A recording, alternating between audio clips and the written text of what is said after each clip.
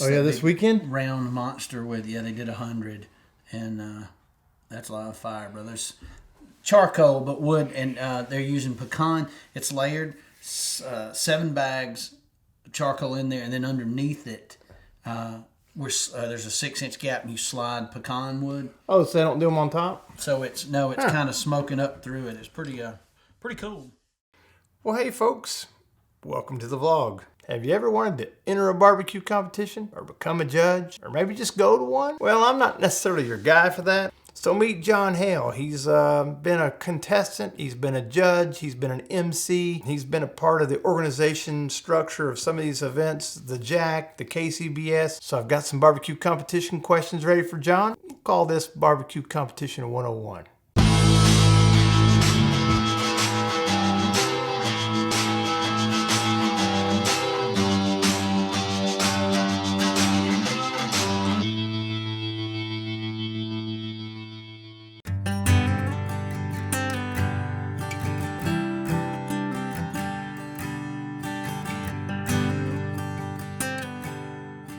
Meet John Hale from Cartersville, Georgia.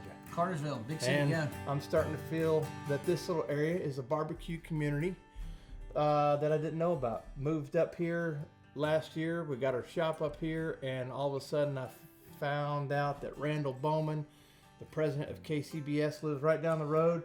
You're over here in Cartersville.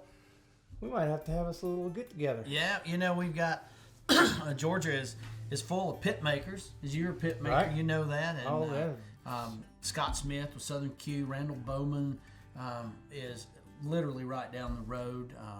Stumps is south of here, Assassin. All these guys, these are Georgia guys. And, so there are a lot of, but those are mainly competition type pits. So anyway. Still a pit's a pit.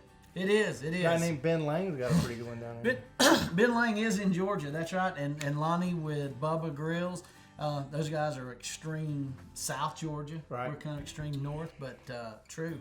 So we'll dive right into the national competition talk. Start off there. Sure. So we got the KCBS, which is, and then the Royal, and then the Memphis in May, the Jack Daniels, which is called the Jack. Sure. You got the Houston and San Antonio, and down in Florida, there's a couple big competitions. But the national picture really is the KCBS is kind of the sanctioning king. More members, I think. More members, about 20,000 members, I think, if maybe active. Active members. Less, but on the books, yeah. So what differentiates all these different competitions? Tell us what. Sure, I think product is the main thing. With KCBS, you do 4 products: ribs, chicken, beef, and ribs, chicken, butts or shoulder, and brisket.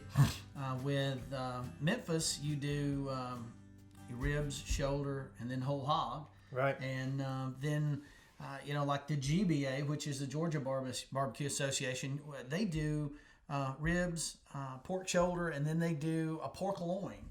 But when you get out to Texas, and that's your wheelhouse, I guess. When you get to Texas, man, those guys are doing brisket. If we start talking about what the judges are looking for from an amateur perspective, or from somebody that's never done a competition, let's start off with, what are they looking for? Is it taste only, or is it side? Is it texture? Tell me Well, they have barbecues judged on different things. I'm a KCBS guy. That's the way I kind of came up. And now you went through the training too. I did, and they all have different training classes. Now we're just coming out this past weekend. The World Food Championships finished up with Mike McLeod in Orange Beach, and they have the EAT approach, and they train you a little differently because they have different foods, not just proteins. So that's built more on the flavor profile. That is correct. Whereas KCBS, the Jack, Memphis May, they'll have an appearance score, and then they have an appearance score, and then they'll have taste and tenderness, and in that you're trained to how to you're supposed to cook the meat. People say that the Memphis style will be a little overcooked from what the Kansas City style is on ribs, things like that. Right. One wants a real defined texture on pork. The other wants a really not a mushy, but a little more on the fire. So there are different things there. You also get into garnish, and man, that's So which competitions are pro garnish and KCBS is will allow you to garnish in the box with certain things.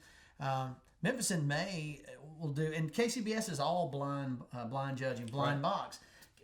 The MBN, the Memphis Barbecue Network, will have all blind. Have blind boxes on ribs and pork shoulder, but then you have on-site judging as well. And so for whole hog, they come to your site as well as shoulder and ribs or shoulder. They'll come to your site, and you have to show them, where you cooked it, how to pull one out, and then kind of dissect it for them. So, there's a difference. The national competitions.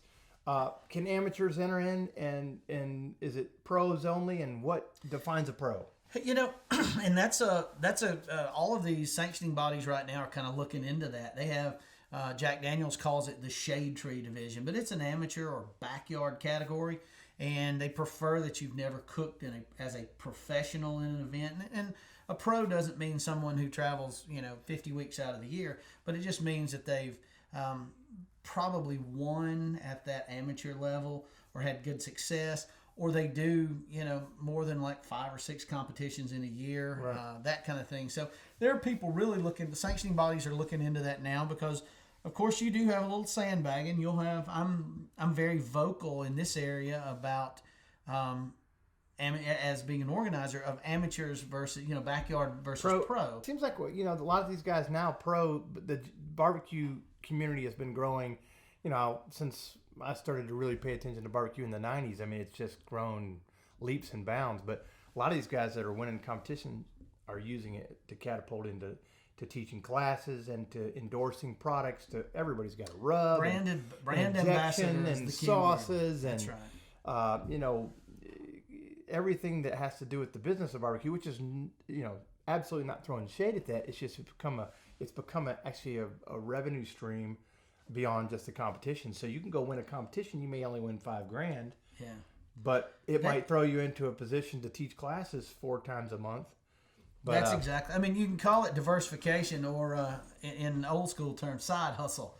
Everybody's got that side hustles because they need that. It cost a gentleman that I cooked with this weekend. We did some live fire. Right. Kind of encouraged me on that. But that guy is jumped in, had success in a 1 year period as a backyard team, and went just immediately up to pro. Got a first smoker he ever had, other than he won a Southern Q, and then he got into a Deep South, so he had big gravity fed competition cookers.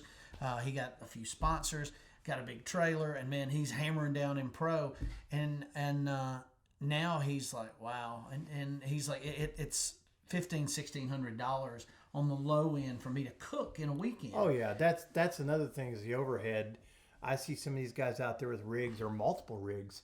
I won't name names, but the shed. I mean, I see the shed going down the road. It's like they have a convoy. They do. And they're pulling the wheelies. They're pulling, and then Brad's got the trucks. I don't know if he still has the trucks or not. All right. So what are people using? What are they using for fuel, and what are they using to cook on? What's the primary go-to? Not really what particular smoker, but I see people out there with Jambos. I see people out there with gravity feds, and I mean, I see people out there with Weber kettles out there that are cooking barbecue. On the competition side right now, it's primarily a charcoal fueled, wood flavored. So wood's only an additive, only additive for taste. Sure, there are a few on the backyard side, and there are a few that even on the pro side that will just use wood. As you said, the Jambos or some of these insulated offsets are using just wood, but it's tougher to control color, not so much flavor and heat, but control color with straight wood. So it's got to be seasoned right and done right, and so it's consistency. It's a very I think in speaking to the cookers, instead of speaking to a brand name or a generality, what people are liking is the insulated portion in the control with some type of controller, a guru or stoker or something like that. Right. Because that's consistency. And that's what they're trying to do, is duplicate this every single weekend. Is this about the best barbecue in the world? My kid told me about a year ago I did some chicken just on a Saturday afternoon, man, and I threw some legs on a Weber, and as they were finishing up, the skin was great, good heat, and so there's a little crispy to it, man. And I just glazed them a little bit and let it cook in and get gummy and browny and black, and man, my kid, he was 13 at the time, and he's like, Dad, this is awesome. He said, this is like barbecue chicken you used to make. He said, not that stuff you do now. So would that have won a competition bite? No, absolutely not. It won my kid's heart, but it didn't win that. That's the most confusing part to me to understand in barbecue competitions. It would be tough for me to sit down and eat a rack of competition ribs. Just because flavor profiles over the top. And they're so rich, and they're so, they're using this Compart Duroc, or they're using Cheshire, or this Swallow Belly, or whatever. Food grade phosphates. If you break that down to what phosphates are, it's the product in a baby's diaper that holds the moisture. And everyone's seen an old baby diaper that's this big, that holds moisture. Food grade phosphates are food grade products. I am a purist, and I just think that just stripping everything down to the most. Did you just lose heart? I just completely said, man, we turned this into a science. We're going to be doing DNA on. But I get it. Tuffy loves wood, loves charcoal, but he was called the professor because he was probably one of the first ones using a spreadsheet. And he won't label his bottles, and he puts numbers and dots and colors, and he knows that the green dot goes with the blue dot or whatever. And there are people that love cooking, and they took it to a new level. It's just like people that love driving around in cars, and they build them to make them faster. So let's talk about amateurs. Somebody like me wants to get in a competition. Do you have to start at the local level? Do you have to? Let's say I want to go to the Jack. I mean, obviously you got to win some. Sure, on the pro side, but you can sign, the American Royal has the Open. You can sign up to 490 teams or something. I always encourage people because of what barbecue is, and man, it was around families and communities and things years and years ago, and open pits, and the people, the men in the community got together on Friday and Saturday nights, and man, they're stirring stew and they're cooking, and the community came together, and there's still a couple of those where I live in Cartersville and Stylesboro, Georgia, and it's a weekend event. So let's back up to barbecue competition just in general. So what's the turn-in times? Sure, the whole process. Meat inspection the day before, usually 9 or 10 o'clock. You provide your own meat. Most competitions. Can be trimmed, but nothing added to it. No rubs or sauce are injected or messed with. You can't until they blow the horns and say. Right. So they check your meat, tie a little ribbon around you, you're good to go. Then you can marinate or trim. You've already trimmed if you wanted to, or you can trim on site. But you can't inject or rub or do anything like that. Then it goes, that there'll be a cook's meeting that afternoon, kind of explain the rules or any specifics to that location. Then you have turn-ins. At Kansas City, turn-ins, KCBS are traditionally 12 for chicken, 12:30 for ribs, 1 o'clock for pork, and 1:30 for brisket. Okay. And that means you come with a box with 6 identifiable portions in a box. You turn it in, and then it's the numbers are relabeled and shuffled so you don't know who's what, and then 6 boxes go out to a table of 6 judges. How do you become a judge? Is there go to KCBS website? www.kcbs.us. Look under judging classes, and there are a ton of people out there now, so it's really tough to get in some. Right. So do that and find one close to you. It takes about 4 hours, about $90-$100 or something. Well, man, I have JD, good to see you as always, brother. Yeah. Great. Grab a couple hats for the road. Thank you, man. Absolutely. And we'll see you on the next time we get you in here. Good deal. Hey, maybe we'll go out and do a steak cook-off together. You got some experience. That'd be fun. Yeah, I got to watch. I don't know if I could do it, but see that, and those guys are good. Make it up as we go. But I've already got.